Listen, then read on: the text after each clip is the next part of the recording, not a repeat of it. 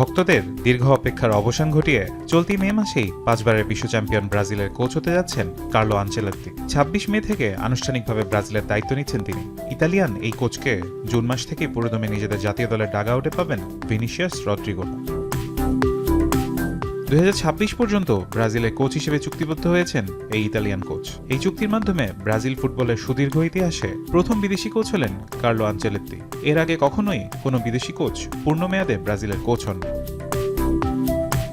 আগামী জুন মাসে বিশ্বকাপের বাছাই পর্বের ম্যাচে ইকুয়েডর এবং প্যারাগুয়ের বিপক্ষে ম্যাচ দিয়ে ব্রাজিলের কোচ হিসেবে যাত্রা শুরু করবেন তিনি।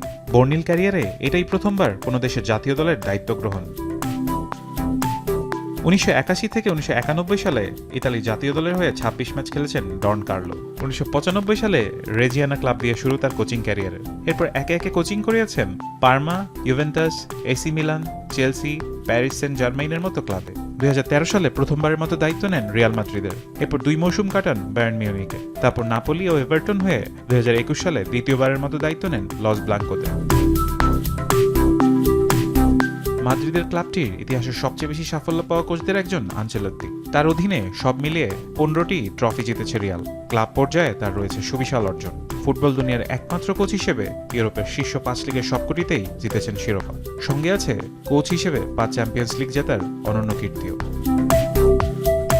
ফারহান ইহসান, এখন।